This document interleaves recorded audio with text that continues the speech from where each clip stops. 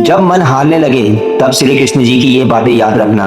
क्या कभी आपके साथ ऐसा हुआ है जब चारों तरफ सब कुछ ठीक दिखाई देता हो लेकिन आपके भीतर कुछ भी ठीक नहीं होता है? लोग आपके सामने होते हैं, आप उनसे बातें भी करते हैं, हंसते भी हैं, अपने काम भी करते हैं, लेकिन जैसे ही आप अकेले होते हो मन के अंदर एक अजीब सी बेचैनी शुरू हो जाती है। बीती हुई बातें याद आने लगती है, आने वाले कल की चिंता होने लगती है, किसी की सफलता देखकर अपने जीवन की कमी दिखाई देने लगती है और फिर मन एक ही सवाल पूछता है, आखिर मेरी जिंदगी सही दिशा में जा भी रही है या नहीं?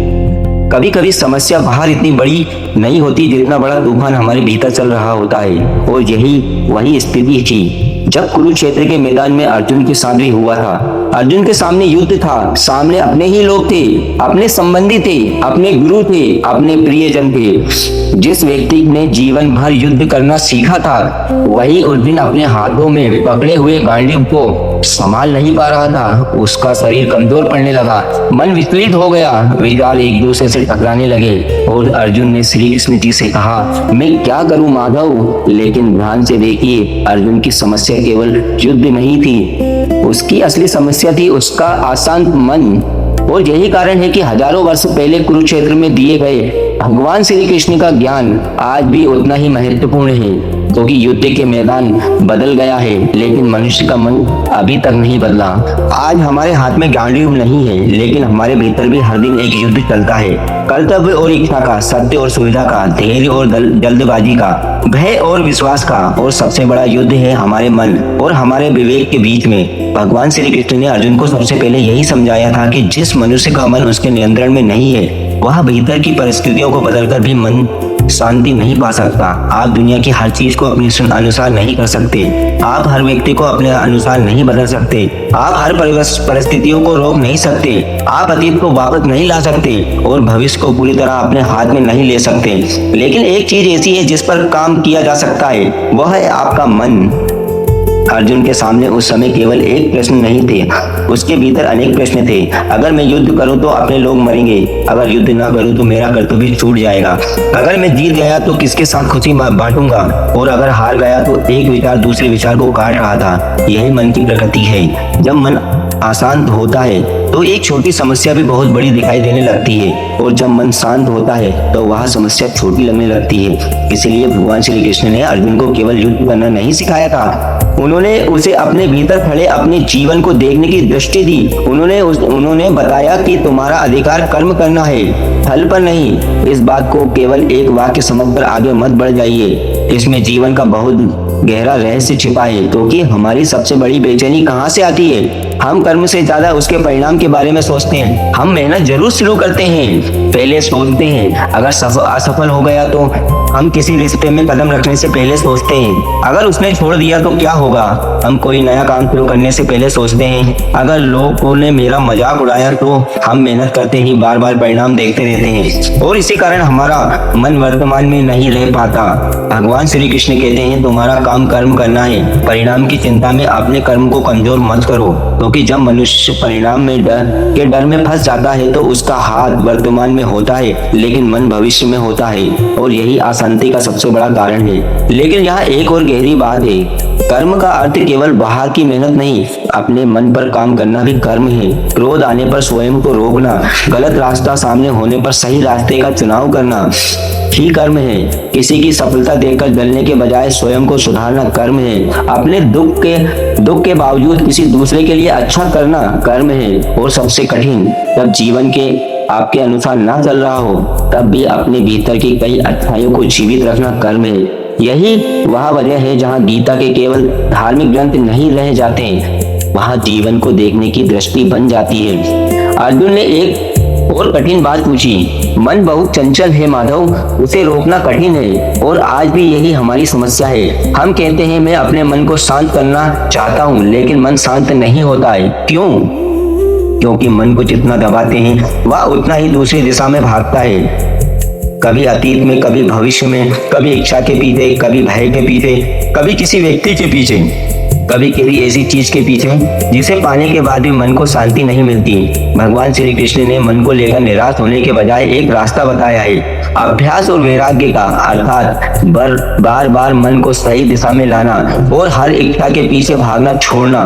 मन भटक गया उसे वापस लाओ, फिर भटका फिर वापस लेके आओ। एक बार असफल हुए फिर प्रयास करो, यही साधना है। आपको एक दिन में अपना मन का मालिक बनना है। आपको हर दिन थोड़ा थोड़ा उसके ऊपर अपना अधिकार बढ़ाना है। और फिर भगवान श्री कृष्ण की ऐसी बात बताते हैं जिसे समझ लेना जीवन बदल सकता है। इंसान केवल शरीर नहीं है। हम अपने शरीर को देखते हैं, उसकी उम्र बढ़ती है, वह बदलता है। बचपन का शरीर अलग था, आज का शरीर अलग है, लेकिन हमारे भीतर जो मैं होने का अनुभव है वह केवल शरीर के बदलने से समाप्त नहीं हो जाता। गीता आत्मा के स्वरूप को समझते हुए बताती है कि आत्मा न जन्म लेती है और ना ही मरती है। शरीर बदलता है, लेकिन आत्मा को उस तरह नष्ट नहीं किया जा सकता जैसे भौतिक वस्तुओं को किया जा सकता है। इस बात का अर्थ केवल मृत्यु के बाद की चर्चा नहीं है, इसका एक गहरा प्रभाव आज के जीवन पर भी है। अगर आप स्वयं को केवल शरीर, पैसा, पद, सफलता और लोगों की राय मानेंगे तो इन चीजों को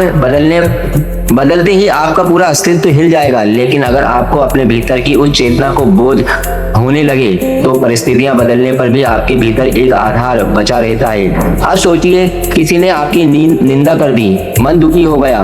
किसी ने आपकी प्रशंसा कर दी, मन प्रसन्न हो गया।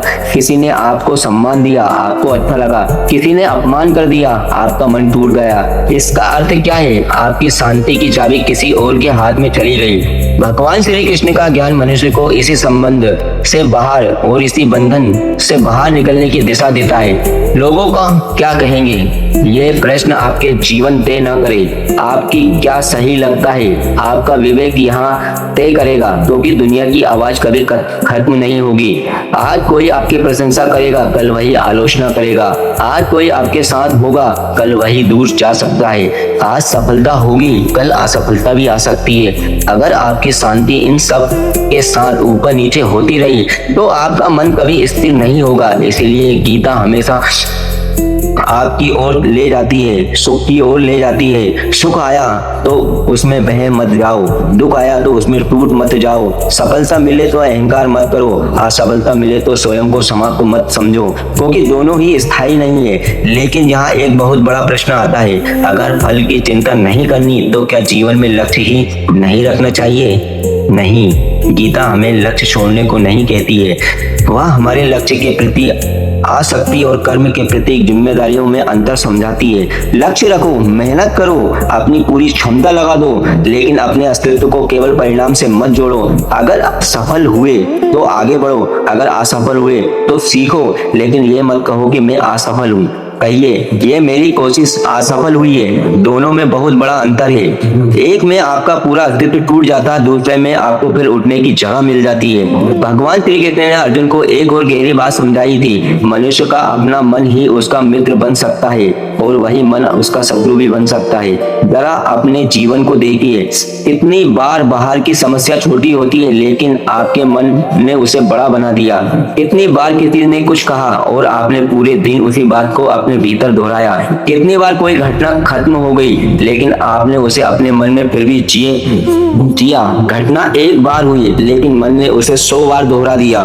यही अशांत मन की शक्ति है। इसलिए हर विचार को सच मान लेना जरूरी नहीं है। मन में कोई विचार आया इसका मतलब ये नहीं कि वह सत्य है। मन ने कहा सब खत्म हो गया, आप पूछिए क्या सच में सब खत्म हो गया? मन ने कहा कोई मेरा साथ नहीं है, पूछिए क्या सच में कोई भी नहीं? मन ने कहा मैं कुछ नहीं कर सकता, पूछिए क्या मैं सच में अपनी पूरी शक्ति लगा दी? ये छोटा सा प्रश्न मन और विवेक के बीच अंतर पैदा करता है। और जब अर्जुन की तरफ वापस लौटिए, शुरुआत में अर्जुन युद्ध से भागना चाहता था, लेकिन भगवान श्री कृष्ण ने उसके लिए युद्ध नहीं किया। उन्होंने उसका कर्तव्य उससे छीन नहीं लिया। उन्होंने उनके हाथ में गांडीव लेकर स्वयं युद्ध नहीं किया। उन्होंने अर्जुन को ज्ञान दिया, उसका भ्रम दूर किया, उसके भीतर का विवेक जगाया और फिर निर्णय अर्जुन को करना था। यही गीता की एक बहुत सुंदर बात है। भगवान रास्ता दिखा सकते हैं लेकिन चलना मनुष्य को ही पड़ता है। आज भी हम अक्सर चाहते हैं कि कोई हमारी जिंदगी की सारी समस्या हमारे लिए हल कर दे, कोई आकर बता दे कि क्या करना है, कौन सा निर्णय लेना है, किसे छोड़ना है, किसे अपनाना है, कहाँ जाना है। लेकिन भगवान श्री कृष्ण का संदेश हमें भीतर से मजबूत करता है। हमें दूसरों पर निर्भर रहने के बजाय अपने विवेक को जागृत करने की दिशा देता है। अगर आज आपकी जिंदगी में कोई ऐसी समस्या है जिसका उत्तर नहीं मिल रहा है, तो तुरंत यह मत मानिए कि भगवान ने आपको छोड़ दिया। हो सकता है आपको अभी उत्तर नहीं मिला हो, और हो सकता है उस उत्तर तक पहुंचने के लिए आपको अपने भीतर कुछ बदलना हो। अगर मन शांत है तो सबसे पहले मन को देखिए। अगर क्रोध बहुत है तो क्रोध के पीछे छिपी अपेक्षाओं को देखिए। अगर तुलना बहुत है तो अपने भीतर की असुरक्षा को देखिए। अगर भविष्य का डर बहुत है तो वर्तमान के कर्म को देखिए। और अगर अतीत बार बार खींच रहा है तो यह समझिए कि जो बीत गया है उसे बार बार जीने से वह बदलेगा नहीं। आपका आज बदल सकता है और आज का कर्म कल की दिशा बदल सकता है। शायद श्री कृष्ण जी ने गीता का सबसे सुंदर संदेश यही है। जीवन से भागना समाधान नहीं है। मन को समझकर, अपने कर्तव्य को पहचान कर, आसक्ति को कम करके और कर्म को पूरी निष्ठा से करके जीवन के बीचों बीच रहते हुए भी शांति पाई जा सकती है। कुरुक्षेत्र केवल अर्जुन के सामने नहीं था, हर मनुष्य के जीवन में उसका अपना कुरुक्षेत्र है। किसी का कुरुक्षेत्र परिवार है, किसी का काम, किसी का व्यापार, किसी का मन, किसी का अतीत, किसी का भविष्य। लेकिन भगवान श्री कृष्ण का संदेश वही है, युद्ध से पहले अपने भीतर का भ्रम दूर करो, क्योंकि जब मन भ्रमित होता है तो सही रास्ता भी गलत दिखाई दे सकता है, और जब विवेक जागता है तो कठिन रास्ता भी सही दिखाई देने लगता है। तो आज रात जब आप अकेले हो, कुछ देर अपने मन को देखिए, उसे डांटिए मत, बस देखिए वह कहाँ जा रहा है, किस बात से डर रहा है, किस चीज को पाने के लिए बेचैन है, किस व्यक्ति से तुलना कर रहा है, किस पुराने दुख को पकड़े बैठा है। और फिर स्वयं से एक प्रश्न पूछिए, क्या मैं अपने मन को चला रहा हूँ या मेरा मन मुझे चला रहा है? अगर उत्तर आपको भीतर से हिला देगा तो घबराइए मत, यही जागने की शुरुआत है। क्योंकि जिस दिन मनुष्य को यह दिखाई देने लगता है कि मैं अपने विचार नहीं हूँ, उस दिन आपके भीतर एक दूरी पैदा होती है, और उसी दूरी में विवेक जन्म लेता है। फिर क्रोध आएगा, लेकिन आप क्रोध को देख पाएंगे। लोभ आएगा, लेकिन आप उसके पीछे भागना जरूरी नहीं समझेंगे। भय आएगा, लेकिन भय आपका निर्णय नहीं करेगा। इच्छा आएगी, लेकिन हर इच्छा पूरी करना जरूरी नहीं लगेगा। यही धीरे धीरे मन पर विजय की शुरुआत है। और अंत में अर्जुन की तरह हम भी जीवन के किसी न किसी मोड़ पर खड़े होते हैं। हाथ में अपने कर्मों का गांडी होता है, सामने अपनी अपनी परिस्थिति होती है, और भीतर हजारों प्रश्न। उस समय हमें किसी ऐसे व्यक्ति की जरूरत होती है जो हमारे लिए जीवन ना जिए, बल्कि हमें जीवन को सही दृष्टि से देखना सिखाए। अर्जुन को वह मार्गदर्शन भगवान श्री कृष्ण से मिला, और हमारे पास आज भी वही श्रीमद् भागवत गीता है। लेकिन गीता केवल पढ़ने के लिए नहीं, उसे अपने जीवन में देखने के लिए है। जब मन अशांत हो, गीता को याद करो। जब कर्म कठिन लगे, गीता को याद करो। जब परिणाम हाथ में ना हो, गीता को याद करें। जब सफलता अहंकार देने लगे, गीता को याद करो। जब असफलता तुम्हें तोड़ने लगे, गीता को याद करो। और जब तुम्हें लगे कि मैं अकेला हूँ, तब ये याद रखना, कुरुक्षेत्र के बीच खड़े अर्जुन को भी एक समय यही लगने लगा था कि वह कुछ नहीं कर सकता, लेकिन ज्ञान ने उसके हाथ में शक्ति वापस नहीं रखी। ज्ञान ने उसके भीतर की शक्ति उसे दिखा दी। यही अंतर है, भगवान हमेशा हमारी परिस्थितियां बदलते हैं। ये जरूरी नहीं है कभी कभी वह हमारी दृष्टि बदले, और जब दृष्टि बदलती है तो वह परिस्थिति जो कल असहनीय लग रही थी, आज एक अवसर बन जाती है। इसलिए अपने जीवन में कुरुक्षेत्र से भागिए मत, अपने मन को समझिए, अपने कर्म को पहचानिए, फल की चिंता वर्तमान को मत खोइए, और अपने भीतर के उस विवेक को जगाइए जो हर बार आपको सही दिशा में वापस ला सके। क्योंकि अंत में मनुष्य की सबसे बड़ी विजय किसी दूसरे पर नहीं होती है। सबसे बड़ी विजय उस दिन होती है जब वह अपने ही मन से कह सके, अब तू मुझे नहीं चलाएगा, मैं तुझे ही सही दिशा दिखाऊंगा। और शायद यही वह क्षण है जब भगवान श्री कृष्ण जी ने गीता एक पुस्तक से निकलकर हमारी अपनी जिंदगी बना दी। दोस्तों, मिलते हैं अगले नेक्स्ट वीडियो में। मस्त रहिए, खुश रहिए। वीडियो पसंद आए तो एक छोटा सा लाइक करके चैनल को सब्सक्राइब जरूर कीजिए। धन्यवाद। जय श्री कृष्ण। राधे।